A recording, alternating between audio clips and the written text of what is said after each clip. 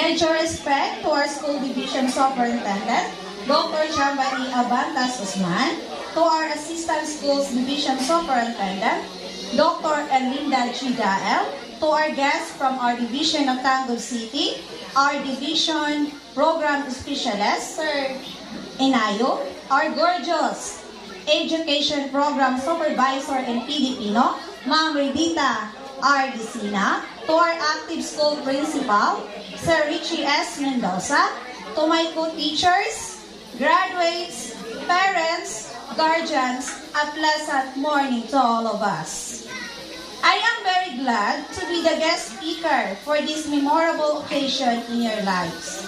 By the way, how are you, dear graduates? Unsa man yung gibati karong adlaw? Okay.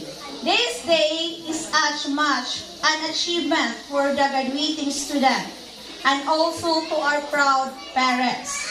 So graduates, palihog kog lingi sa iyong ginikanan or guardian na inyong uban karon. O palihog kog ingon nila, congratulations. Okay, thank you.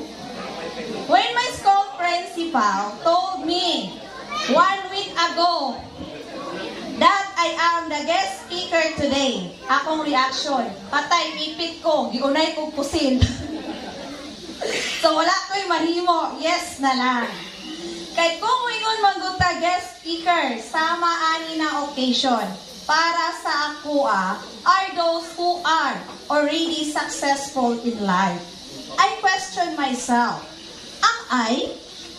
But then again, I look back to the definition of successful or success. So according to my friend dictionary, success is the attainment of position, honor, wealth, and goal. Maybe in a way, I'm not in being wealthy or having a high position, but because I have found my passion, my mission, my calling, and that is to mold the young minds, which is our learners. Being an elementary teacher, I have found my happiness, satisfaction in sharing my